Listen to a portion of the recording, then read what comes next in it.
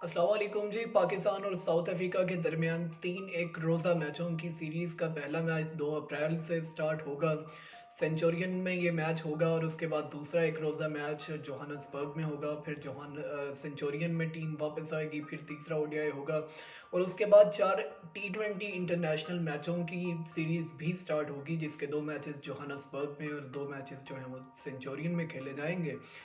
अगर हम पाकिस्तान और साउथ अफ्रीका के पिछले 10 साल की सीरीज और उनके रिजल्ट्स वगैरह देखें और देखें कि किस तरह का कंपटीशन दोनों टीमों के बीच में रहा, तो आपको देखना पड़ेगा कि 2010 में जो सीरीज हुई वो सीरीज बड़ी क्लोज थी, इसमें बड़ी क्लोज गेम्स हुए। यूएई में ये सीरीज हुई थी और ये सीरीज मैंने विटनेस की हुई है और उसके अंदर आपको कंपटीशन ऐसा देखने को मिलेगा जहाँ पे आपको लगता नहीं था कि इतनी मतलब इस तरह का रिजल्ट आएगा कि साउथ अफ्रीका पाकिस्तान को हरा देगा, क्योंकि उससे पहले जो टी20 मैचेस हुए थे उनमें पाकिस्तान बुरी तरह हारा था।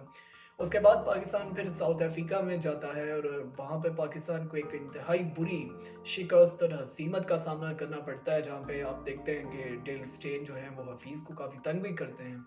और आपको अक्सर यूट्यूब पे एक वीडियो मिलती होगी जिसमें आपने देखा होगा शाहिद आफरीदी जो है उन्होंने 158 मीटर का एक छक्का मारा। ये छक्का जो था ये भी उसी सीरीज में लगा था जहाँ पे शाहिद आफरीदी जो थे वो कम बैक कर रहे थे after he was dropped from the team before that. उसके बाद हम देखते हैं कि यूएई में सीरीज होती है और वहाँ पे भी पाकिस्तान जो है पहले 2 गेम्स ऐसे खेलता है और हमें लगता है कि अब तो साउथ अफ्रीका जो है बिल्कुल पाकिस्तान का मुकाबला ही नहीं कर सकेगा। और आपको अक्सर लोग बताते होंगे कि एक दफ़ा पाकिस्तान और साउथ अफ्रीका का जो थे इनका आपस में मैच हुआ और 19 रन पड़े थे और 7 विकेट्स पाकिस्तान के बचे हुए थे, लेकिन फिर भी पाकिस्तान वो मैच हार गया। और ये वही सीरीज़ है जिसकी मैं बात कर रहा हूँ 2013 वाली, और पाकिस्तान ये सीरीज़ भी बुरी तरह से 4-1 से हार गया। उसके बाद पाकिस्तान साउथ अफ्रीका जाता है और उसके बाद पाकिस्तान के कप्तान मिसबाह उल हक जो हैं वो पाकिस्तान को पहली दफ़ा लीड करते हैं 2-1 ODI series victory over south Africa. और अभी तक हम मिसबाह उल हक ही वो कप्तान है जिनकी कप्तानी में पाकिस्तान ने 2013 में साउथ अफ्रीका को एक ज़बरदस्त शिकस्त से दो चार किया था while playing in south Africa. उसके बाद देखते हैं कि एक लंबा गैप आता है एंड लास्ट टाइम 2018 में दोनों टीमों की सीरीज हुई जहाँ पे क्लोज गेम्स हुए, लेकिन उसके बाद फिर वही के 3-2 से सीरीज जो थी वो साउथ अफ्रीका के नाम रही। और अभी 2021 के अंदर जाके, मतलब ये 2.5 साल का एक वक्फा है, आप 3 साल से अगर कहें, अगर मोटा देखें तो एक और सीरीज हो रही है जहाँ पे पाकिस्तान साउथ अफ्रीका के खिलाफ 3 एक रोज़ा मैचेस खेलेगा, उसके बाद 4 टी20 होंगे और टेस्ट मैचेस की भी एक अलग विंडो है। So this is how things are. Let's see कि पाकिस्तान ने साउथ अफ्रीका के इस टूर के लिए कैसी टीम बनाई है and how much potential and depth we have in our ODI squad. तो अगर आप देखें तो हमें पता चलेगा कि पाकिस्तान की टीम के अंदर फ़खर जमान और इमामुल हक आपको ओपनर्स के तौर पे ऑप्शंस में मिलेंगे। उसके बाद आपके पास बाबर आजम है, one of the best players in the world cricket. And उसके बाद आपको नंबर 4 के लिए कुछ कैंडिडेट्स मिलेंगे, तो जाहिर है उसमें Haider Ali is a big name. और उसके बाद में भी अब्दुल्ला शफीक कहीं एडजस्ट हो सकें, टॉप ऑफ द ऑर्डर पे भी हो सकते हैं, 4-5 में भी उन्हें अभी ट्राई किया जा सकता है। Playing at at very initial stage, अभी ज़्यादा गेम्स नहीं उन्होंने खेले। And then you have Danish Aziz, you have Rizwan, you have Sarfaraz Ahmed. Sarfaraz Ahmed team में क्यों है, उनकी अभी तुक क्या बनती है, while you have a very in form wicket keeper in Rizwan. Sarfaraz अभी भी टीम में है, there is a question mark. I am not satisfied that Sarfaraz should be there. You can try a youngster like Azam Khan और someone else, but sticking with a player जिनकी एक inform wicket keeper के होते हुए और अभी भी बाकी जिस तरह के प्लेयर्स आप चांस दे के खिला रहे हैं उनके होते हुए टीम में जगह नहीं बनती। आई रियली थिंक के सरफराज का होना जो है ये वाकई एक अजीब सी चीज़ है और पाकिस्तान की क्रिकेट और इसी मुल्क के अंदर ये चीज़ें हो सकती हैं।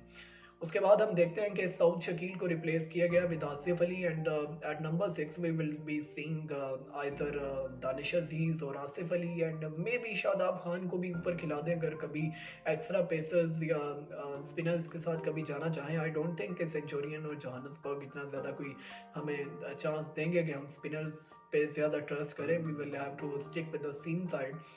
और उसके बाद हम देखते हैं कि we have a couple of allrounders in Faheem Ashraf, in Mohammad Wasim, in Shadab Khan, in Mohammad Nawaz, और अगर एक और स्पिनर भी हैं उस्मान कादिर, और उसके बाद देखें तो कुछ पेसर्स हैं इन Shaheen Shah Afridi, Haris Rauf, Hasan Ali and Mohammad Hasnain.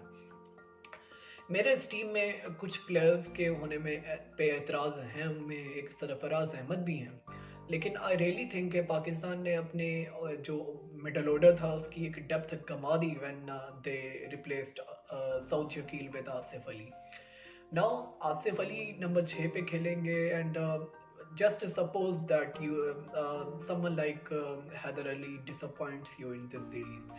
Who is your replacement at number 4? You don't have Haris Rauf, and you have lost Saud Shakil as well. And I have a question that is it Sarfaraz Khan, Sarfaraz Ahmed? I mean, is really Sarfaraz Ahmed going to play in this series? It will be interesting to see. And उसके बाद हमने जब मोहम्मद वसीम का inclusion, Mohammad Wasim junior जो है उनका inclusion इस team में देखा था ना, I I really think and I am busy in trying to consider that Pakistan ने इंटरनेशनल लेवल पे अपने प्लेयर्स को खिलाने के लिए एक बड़ा ही आसान वे दे दिया है कि पीएसएल में परफॉर्म करें, and you will be directly playing for Pakistan national team. And I think this setup and this way of getting players in the national side is not in the favor of Pakistan, and we should focus on players that they play in the domestic circuit, they play national cups and the Qaid Azam trophy, etc., and try to polish their skills there. Then उनको हमें कौमी team में लेके आना चाहिए, but छोड़ दें उसे भी। आई रियली थिंक कि Pakistan will not like to play without Aamir and Wahab Riaz and other bowlers. भी हमने टीम में ये किया है कि शाहीन शाह अफरीदी जो हैं, हारिस रऊफ, हसनैन, उसके बाद हसन अली और फ़हीम, इनके साथ we have stick with these, and I think these are really good options. लेकिन इससे होता यह है कि जब आप कुछ बड़े प्लेयर्स को टीम से निकाल देते हैं, तो उससे एक तो ये कि जब आप कुछ नई जनरेशन को लेके आते हैं तो उन्हें जो सिखाने का जो प्रोसेस होता है वो रुक जाता है।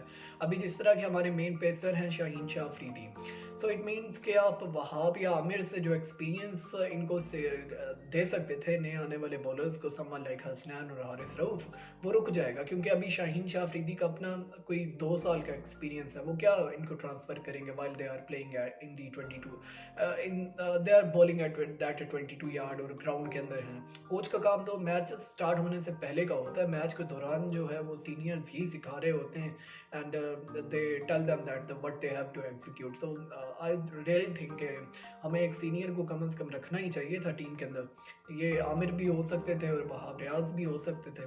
और फिर एक और चीज़ कि इसके बाद हम प्लेयर्स को ऐसे निकालते हैं टीम से कि फिर उसके बाद हमें ये दिखता ही नहीं है कि उस प्लेयर को भी हमने यूज़ करना है, कभी इस काबिल उसको रखना है कि कभी टीम में दोबारा यूज़ कर सकें, ला सकें। इसकी मिसालें हमारे पास जुनैद खान की सूरत में भी हैं, हमारे पास मिसालें रईस जो थे हमारे एक बॉलर, रुमान रईस, उनकी फॉर्म में भी हैं। एंड ये लड़के आते हैं यहाँ पे बड़े अच्छे खेलते हैं। आपको पता होगा मोहम्मद आमिर अनफिट हुए, उनकी जगह रुमान रईस आए, बड़ा अच्छा स्पेल उन्होंने इंग्लैंड के अगेंस्ट किया इन दी सेमीफाइनल ऑफ चैंपियंस ट्रॉफी। लेकिन उसके बाद से जब से उनकी एक आध अच्छी बुरी परफॉर्मेंसेज हुई, फिर उन्हें कुछ इंजरी का इशू हुआ, उसके बाद वो सर्किट में ही नहीं है कहीं। सो our management has to think about these players as well, and बाकी I think स्क्वाड में जान है, we have potential, we have some really good players and some exciting youngsters, and we really hope that this team will perform well in the South Africa. Although we have lost a match winner in Imad Wasim, जो कि जिनको team में नहीं अभी रखा गया, और उनके साथ तो मैं कहता हूँ कि उनके ऊपर तो एक और ही वीडियो बनती है जिसपे इस डिसीजन पे बात की जाए कि how can you rule out a player like Imad Wasim, जिन्होंने पाकिस्तान को वर्ल्ड कप और बड़े लेवल पे in tough games at tough situations against big teams in under pressure situation matches जितवाए हैं, उनको टीम से ऐसे निकाल दिया जाना। I think there are some question marks on this decision, and we have to really think about that कि हम इस तरह से प्लेयर्स को कैसे निकाल देंगे अचानक से, that who are doing their role really well, वो अपने रोल के अंदर पूरी तरह से अच्छी तरह से परफॉर्म कर रहे हैं, उनको हम टीम में से ऐसे निकाल दें। आई really think that this is not a good decision. लेकिन इस पे फिर किसी टाइम बात करेंगे। अभी तक I think this squad is not that bad and it really can perform well in south Africa.